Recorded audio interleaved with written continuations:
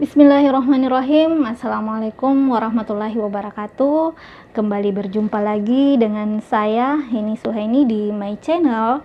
Jangan lupa subscribe, like and share, dan juga bunyikan loncengnya agar tidak ketinggalan video-video saya selanjutnya. Baik teman-teman, mungkin teman-teman masih ada yang belum mengenal saya. Kalau gitu saya akan memperkenalkan diri dulu. Nama saya Heni Suhaini, saya seorang ibu rumah tangga yang saat ini sedang menjalankan usaha dari rumah. Kurang lebih 5 tahun saya menjalankan usaha ini dari rumah. Yang pertama, usaha yang saya jalankan adalah saya salah satu mitra dari PT Natural Nusantara yang diamanahkan untuk mengelola Stokis Center yang sejak 2017 kami sudah menjadi mitra center PT Natural Nusantara. Dan yang kedua adalah saat ini kami sedang membangun usaha dengan bendera kami sendiri, yaitu Aplesindo yang lahir kemarin di bulan Mei tahun 2020 yang lahir di tengah pandemi. Alhamdulillah di tengah pandemi kita mampu melahirkan sebuah perusahaan baru. Di saat banyak orang yang tutup perusahaannya, alhamdulillah kita membangun perusahaan baru. Baik teman-teman, kali ini saya akan mau sharing tentang bagaimana sih membangun usaha yang saya juga kebetulan membangun semuanya dari modal nol. Bolehlah dikatakan modal nol karena modalnya hanya ratusan ribu saat itu saya memulai usaha saya. Dan teman-teman mungkin sering kita melihat teman-teman kita ketika upload di sosial media bukti pencapaian hasilnya, terkadang kita komen, semoga kesuksesannya nular ke saya. Nah, jangan sampai kata-kata itu hanya sekedar komen, tapi tidak mempelajari bagaimana untuk menjadi sukses seperti teman-teman kita dengan hasil pencapaian teman-teman kita. Jangan sampai kita hanya sekedar komen, sudah itu ya sudah, hanya sampai sebatas di situ. Nah, tentunya di sini saya akan men-sharing bahwa ketika kita mau bertumbuh, tentunya kita harus banyak belajar.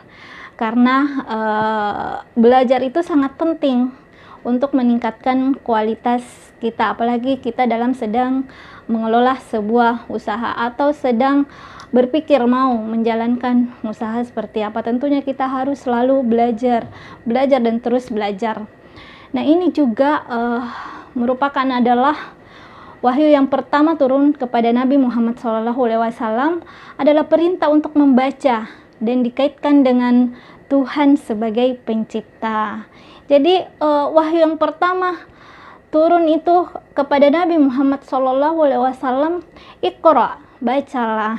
Makanya di sini di wahyu pertama saja kita sudah disuruh belajar membaca, Iqra, bacalah. Nah, hal ini menunjukkan membaca atau belajar merupakan keharusan utama bagi seorang muslim tentunya. Setiap pribadi muslim diajarkan untuk membaca. Nah, kita kan di sekolah-sekolah ketika kita duduk di TK pun kita sudah mulai diajarin membaca. Putri saya saja waktu masih TK ke TKB itu sudah bisa membaca, karena di TK pun kita sudah diajarin membaca sesuai dengan wahyu pertama yang turun, Iqra, bacalah. Nah, mulai dari setiap pribadi muslim diajarkan untuk membaca. Nah, mulai dari ayat kauliyah sampai kauniyah, dari yang mikro sampai pada yang makro. Nah, tentunya mungkin teman-teman masih banyak yang kurang paham apa sih itu ayat kauliyah atau ayat kauniyah. Baik, di sini saya akan menjalankan. Semalam saya sudah membuatkan presentasinya untuk teman-teman sekalian. Jadi ayat qauliyah itu ayat-ayat berupa firman Allah Subhanahu wa taala yang bisa kita jumpai dalam kitab-kitab suci Al-Qur'an. Jadi itu yang dimaksud dengan ayat qauliyah. Nah, kalau kauniyah, ini artinya ayat-ayat dari Allah Subhanahu wa taala yang bisa kita jumpai dalam sekitar pada kejadian atau persoalan dan dinamika hidup manusia lainnya. Nah, ayat kauniyah ini sering juga disebut dengan fenomena alam. Jadi itulah yang dimaksud dengan ayat kauniyah. Nah, seorang mukmin yang baik tak hanya sekedar mencari kebesaran Allah melalui ayat-ayat dalam Al-Quran, melainkan juga mencari ilmu dan kebesaran Allah melalui alam semesta. Nah, jadi kita tidak hanya dituntut untuk mengetahui atau belajar pada Al-Quran, tapi juga kita harus belajar mencari ilmu di kebesaran alam melalui alam semesta. Nah, kayak kemarin saya ketika terjadi musibah bencana Palu, saya terjun langsung ke sana karena ada nilai-nilai pembelajaran yang mungkin selama ini saya tidak dapatkan dan saya dapatkan ketika di bencana Palu, yaitu dengan kekuasaan Allah Subhanahu wa taala dalam hitungan menit Allah melululantahkan harta benda kita. Nah, itu juga suatu pembelajaran, juga sangat pelajaran berharga bagi saya, bahwa ketika kita hanya mengejar harta, kalau Allah menghendaki sekejap mata pun harta itu bisa hilang, teman-teman. Nah, baik, belajar bagi seorang muslim tidak mengenal batas. Jadi kita belajar itu tidak mengenal batas dari sisi subjek maupun objek, dari sisi ruang maupun waktu. Jadi kita belajar tidak mengenal batas. Dan akhir belajar adalah akhir kehidupan itu sendiri. Nah, jadi habis waktu kita belajar adalah ketika akhir kehidupan kita sendiri, baru kita berhenti belajar. Selama masih ada kehidupan kita di dunia ini, ayo kita terus belajar dari manapun. Rasulullah mengatakan, carilah ilmu sejak dari buian sampai ke lian lahat. Jadi memang ini pesannya Rasulullah Muhammad SAW. Kita disuruh mencari ilmu sejak dari buayan sampai ke liang lahat, teman-teman. Jadi itulah pentingnya kita belajar sampai Nabi Rasulullah SAW menyampaikan kepada umatnya untuk belajar dari buayan sampai ke liang lahat. Jadi benar-benar dari kehidupan kita dari buayan sampai kita lahir, kita harus belajar. Dan di hadis lain juga Rasulullah SAW berkata, carilah ilmu walaupun sampai ke negeri Cina. Jadi inilah pentingnya kita terus mencari ilmu sehingga kita mempunyai kualitas, dan tentunya ilmu-ilmu yang kita sudah dapatkan bagaimana mampu bermanfaat buat orang lain. Nah, banyak teman-teman yang ingin sukses tapi tidak mau belajar, malas belajar, hanya berkata semoga suksesnya nular, tapi mereka nggak mau belajar, hanya di situ-situ saja, tidak mau mencari ilmunya. Padahal Rasulullah SAW juga menyampaikan ke kita bahwa kita dari buayan belajar sampai ke lian lahat, dan dari hadis yang lain mengatakan bahwa tuntutlah ilmu sampai ke negeri Cina. Bagi seorang muslim bagi seorang muslim belajar merupakan cara untuk meningkatkan derajatnya. Nah, ini teman-teman. Tentunya teman-teman selalu berpikir, bagaimana sih saya menaikkan derajat saya? Ternyata untuk menaikkan derajat itu harus banyak belajar. Bagaimana kita mau merubah kehidupan kita ke arah kehidupan yang lebih baik kalau kita tidak belajar, hanya jadi penonton kesuksesan orang lain. Nah, ternyata kita harus banyak belajar. Karena dia menyadari bahwa Allah mengangkat orang-orang yang beriman dan berilmu itu lebih tinggi berapa derajat. Nah, ini dalam Al-Quran surat 58 ayat 11. Nah, ini ternyata teman-teman memang sudah ada ayatnya dalam Al-Quran bahwa Allah akan mengangkat derajat orang-orang beriman dan berilmu lebih tinggi berapa derajatnya. Nah, ini sudah jelas. Kalau dalam Al-Quran tentunya janji-janji Allah sangatlah jelas dan kita berpedoman pada Al-Quran dan hadis. Nah, apakah sama orang-orang berilmu dengan orang-orang yang tidak berilmu? Nah, dalam Al-Quran pun ada lagi pertanyaan, apakah sama orang-orang yang berilmu dengan orang-orang yang tidak berilmu? Tentunya sangat berbeda, teman-teman. Makanya jangan malas belajar. Kita harus belajar, terus belajar.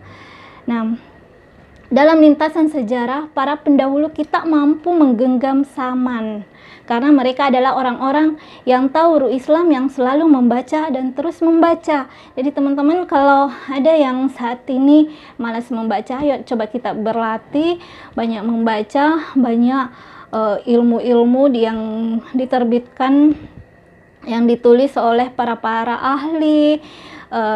Kita mencoba membaca sesuai dengan kebutuhan apa sih yang kita butuhkan untuk mencari ilmu. Misalnya kita butuh ilmu bisnis, kita cari ilmu tentang bisnis dan kita membaca itu, teman-teman. Jadi dengan banyak membaca pun itu kita juga sudah banyak belajar. Nah, apalagi ini.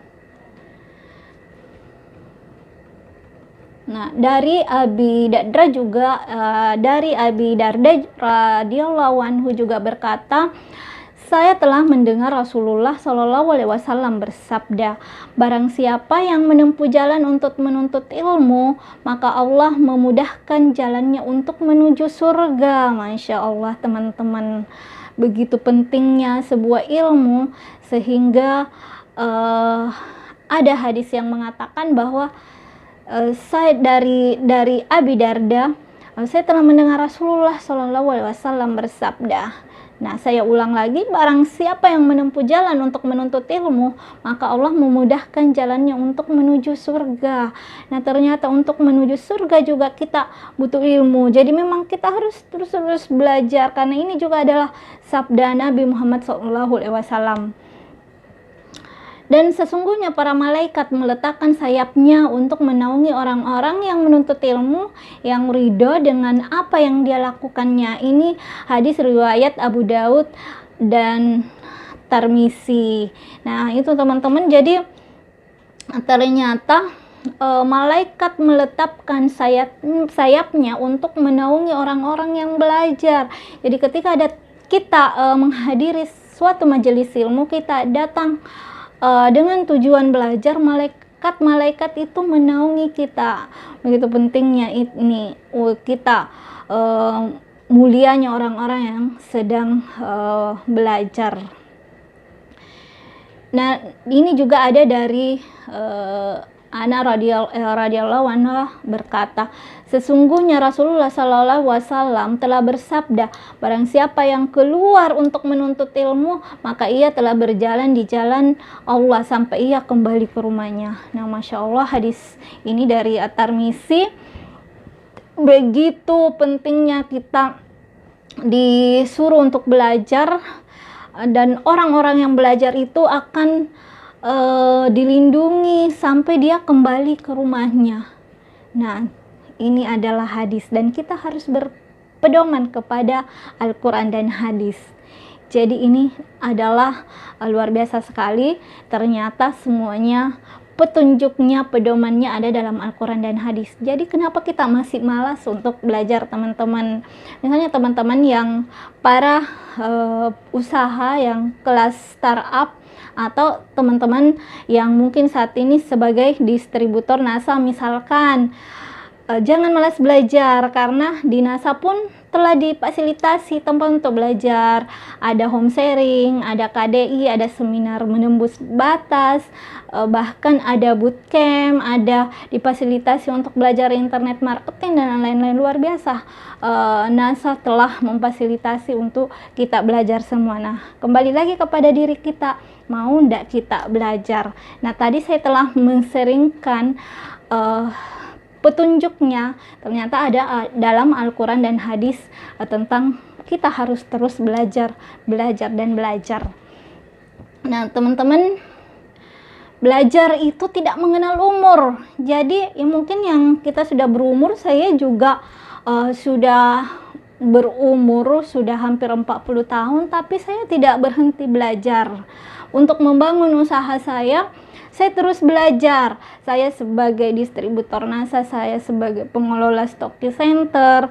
Di awal-awal saya juga baru bergabung sebagai mitra PT Natural Nusantara. Saya banyak belajar. Dengan keterbatasan finansial saya banyak belajar ke Jogja, di mana perusahaan mitra kita beralamat di Jogja. Jadi saya harus banyak belajar ke Jogja, ketemu leader-leader kita yang di sana yang telah berpengalaman dalam mengembangkan usaha. Apalagi saya juga baru di netshot marketing, jadi saya juga tentunya harus banyak belajar. Selain belajar teknik, saya juga harus belajar di perusahaan sendiri. Jadi saya juga banyak belajar di manajemen selain ke leader-leader PT Natural Nusantara.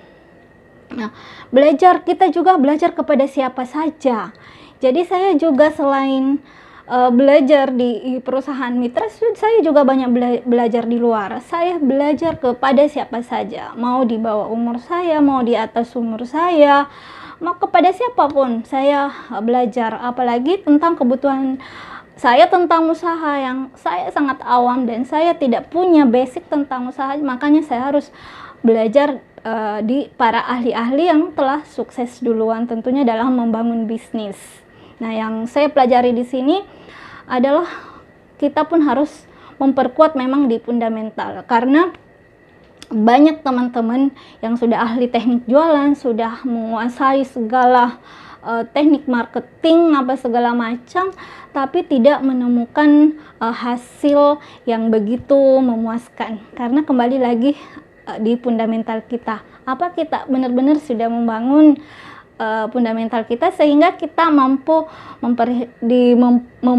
memberikan prestasi yang memang sesuai dengan kehendaknya Allah Subhanahu wa Ta'ala. Karena kita juga harus memantaskan diri, dan semuanya itu punya ilmu, teman-teman. Jadi kembali lagi kita belajar.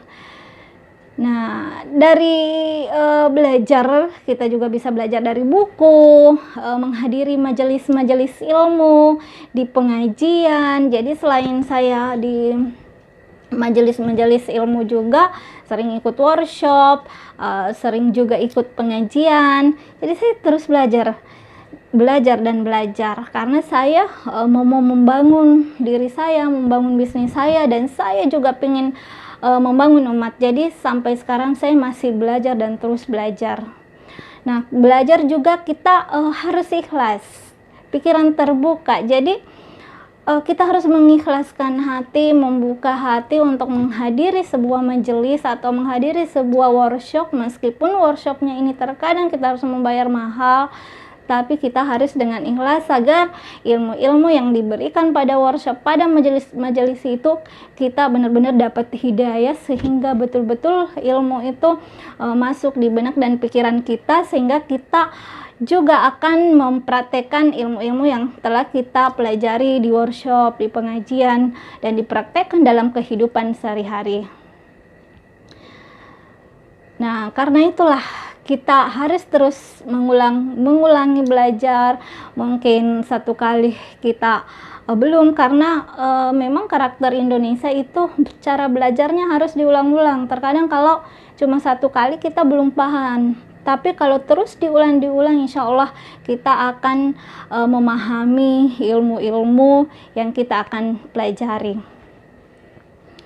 Baik teman-teman, mungkin sekian dulu sharing kali ini, dan besok mungkin masih ada sharing yang lebih bermanfaat lagi, yang kontennya memang saya akan fokus pada membangun fundamental bisnis, karena banyak teman-teman yang lupa membangun fundamental sehingga bisnisnya, usahanya begitu-begitu saja, tidak ada pertumbuhan. Oke, sekian dari saya Heni Suheni.